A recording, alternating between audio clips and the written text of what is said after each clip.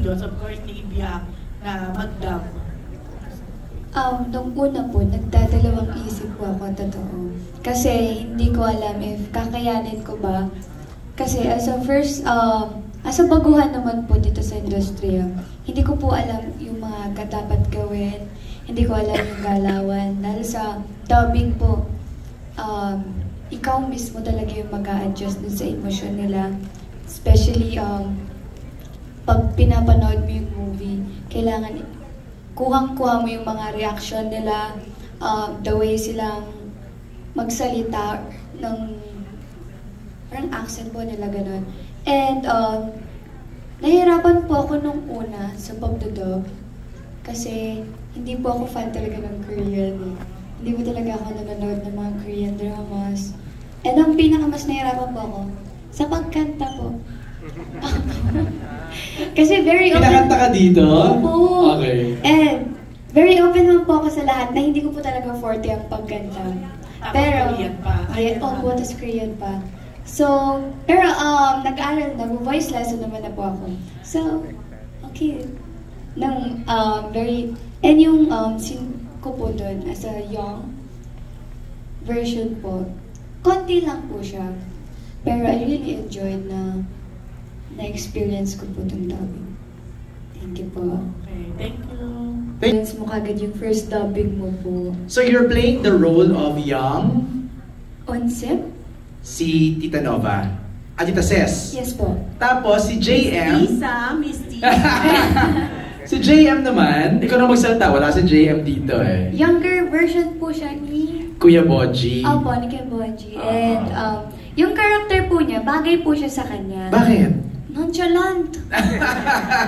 Yes, very nonchalant po yung character nila. And yung character po namin is makulit. Okay. Makulit din po talaga na maingay. So yung character po ni Jem, hindi po siya nahihirapan doon. Ako po na po magsasabi. Hindi po siya totally nahihirapan doon kasi very nonchalant po siya eh. Yung swak na swak yung personality niya in real super life. swak talaga in real life. Kasi very nonchalant talaga. Tahimik talaga ang on-screen partner mo eh, di ba? On-screen naman, ikaw naman, kaya mo. On-screen partner. Okay, Chuk, sino next? Don Servino. I knew it. Mukhang ganun, I knew it. Anyways, follow up, eto pa. Pasensya na kayo, madilim po. Madilim kayo kahit nga yung natitim. Follow up ko lang yung question kanina tungkol sa relate. Pero kayo, ano yung pagkakapareho ng character na pinortray nyo or dinab nyo in real life, sa totoong buhay? Like ikaw, Fiang, meron ba talagang pagkakahawig dun sa dinab mo? At ano yung in particular? Siguro po, meron po. Aside sa personality, siguro yung loving siya sa kanyang nanay. Okay. Kasi si Onsi po makananay po siya. And gusto niya na po nagpapalambing sa nanay. Nung bata-bata po siya. So I think yun po yung similar ko po dun sa young Onsi. May particular scene na talagang parang feeling mo ikaw? Siguro po nung nagpapagawa ako ng damit.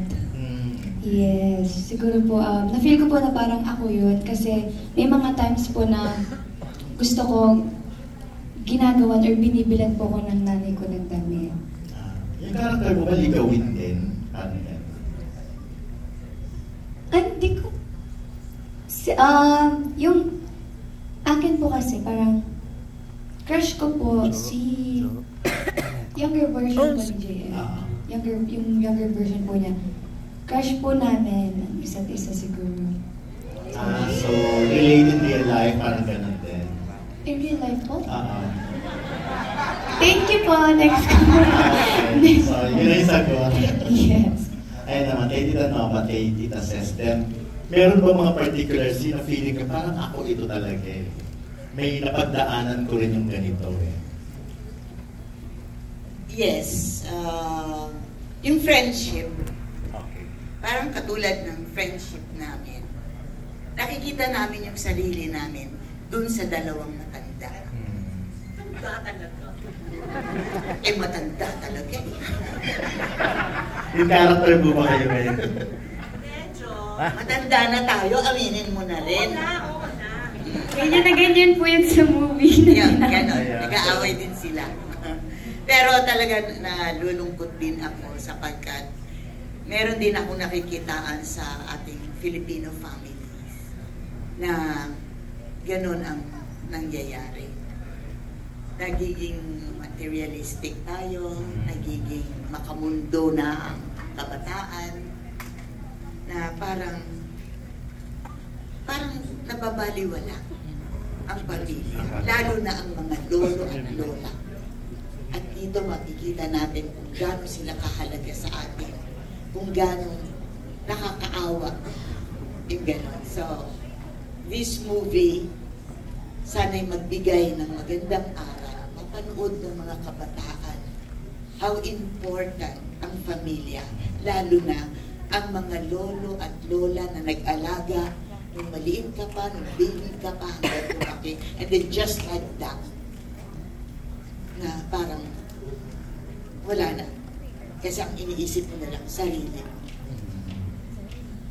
So this is a very dramatic movie. Pero may lesson sa ating pamilya. So dapat talagang mapanood ng mga bata. Yes. Hey, Miss Cessna. Okay, siguro kung ang tanong mo yung pagkakahabi sa pagkatao ko, siguro hindi na siguro sa character ko, kung hindi sa character din ni Nova, naming dalawa na, alam mo yung pagmamahal ng isang nanay ay hindi matatawaran. Lahat na lang ng kaya mo ibibigay mo sa anak mo. Kahit na nasasaktan ka na, kahit na wala nang maitira sa'yo, ibibigay mo yun. Kahit wala silang ibalik sa'yo. So, in that way, nararamdaman ko yun. Pero ang totoo kong anak, hindi abusado, mabait yung anak ko, ha? Nandiyan siya ngayon, baka naman magalit sa akin. Napakabait ng anak ko, napakaswerte. Pero dun sa tanong mo, I'm talking about the selfless love that mothers have na makikita ninyo dito sa pelikula. Okay po, maraming salamat and excited na may panoorin. Konting hintay na lang Don. In a few minutes, we'll be screening the movie already. Chuk, sino next? Mula sa Rider Studios Philippines, Jojo Panaligan. Thank you. Jo, tayo ka, para kita ka lang may Tita Nova, parang isang ano lang, alam lang nila kung nasaan ka nakata. Ayan! Tita, ayan si Ang tanong ko Jojo. po kay Tita Nova, andito po. Ito po. Ito po. Ito po. Ayun. Tanong ko po, mas challenging or less challenging ba kapag dubbing lang? Kesa sa yung pati katawan, kasama, tas naka-costume ka. Kasi syempre dito hindi naman kailangan, hindi makikita on cam. Mas or less challenging? Yes, may challenge talaga. Because ang ginagamit natin voice. Wala ako doon para umarte. Mas madali kung iaarte ko.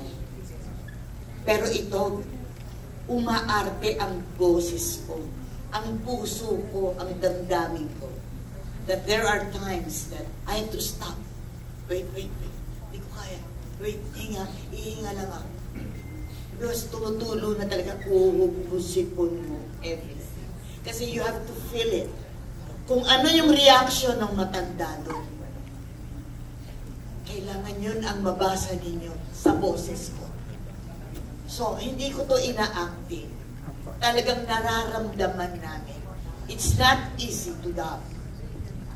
Kung dubbing lang na gusto mo easy, nagdadrama na yung pinapanood mo, normal pa din yung boses mo. Hindi yun mag-grasp ng audience. Kung ano ang inaarte nila, kailangan maramdaman ng audience. Kahit Tagalog yan, maramdaman mo kung gaano kasakit ang sinasabi niya. Kung gaano paghihirap ang dinaranas ng matandang yun through our voice. Sapagkat dapat nararamdaman din namin. That's why we have to stop. Dahil kung minsan, hindi na kaya. And then, pag na medyo na, okay, let's go again. Let's go. Ganun po. So dito, hindi po kami umaacting na para agino. Natural ang boses namin.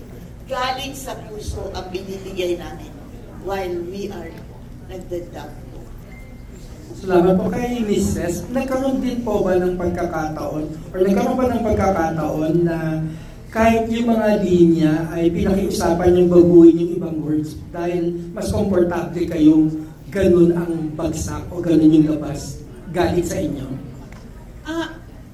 Actually, maganda yung pagkaka-translate. There was no need para humingi kami ng palitan. In fact, nung unang beses ko napanood yung pelikula, pinanood ko dinub. Thank you. Parang, kasi pag pinapanood mo ng Korean tapos English yung subtitles, ibang-iba yung flavor nung dinub in Filipino. Kasi ibang-ibang, di ba? Ang Koreano, pag nanonood ka, talagang kahit naiiyak na sila o kahit galit sila, parang ganoon. Pero tayo iba eh. Kaya yung kung halimbawa, merong isang sentence na, bakit ngayon ka lang? Sasabihin, pag sa Korea, pero pagdating kay mama, oy, bakit ngayon ka lang?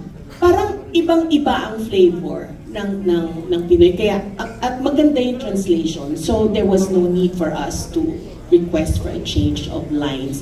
Siguro, susugan ko lang yung sinabi ni Nova about yung kung mahirap ang dubbing. Actually, hindi simple mag-dubbing, lalo na pagka ang naririnig mo sa guide ay Korea. So, sasabayan mo yung ganun nila.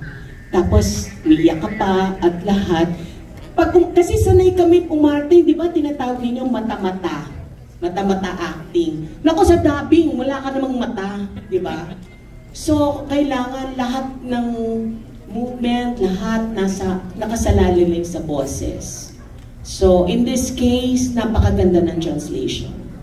Salamat po. Huling question ko kay Fiang. Fiang, alam kong malalim yung pinanggagalingan nila Miss Nova and Miss Ses, dahil na din ang tagal na nila sa industriya, at syempre, mas madami na silang experience sa buhay. Pero ikaw, bilang bata, ano ang gusto mong maisip o maramdaman ng kapwa bata o ng kabataan tungkol sa pelikula na magagamit na nila kahit andito pa lang sila sa estado ng buhay nila? Siguro po, para sa mga kabataan na katulad ko, gusto kong ma-realize nila after nilang mapanood itong movie na hindi lang basta kaibigan mo yan. Dahil marami lang po siguro sa atin na naka-experience. Siguro yung mga iba-iba na hindi po nakakatanggap ng pagmamahal galing sa magulang. So, after watching these movies po, madami pong realization na hindi lang pala sa pamilya mo mismo mararamdaman yung tunay na pagmamahal. Mararamdaman mo din siya sa best friends, and sa mga tunay na kaibigan. So, yun po. Salamat po. Thank you po. May gusto lang ako sabihin. Nais ko magpasalamat kay sa Nathan Films.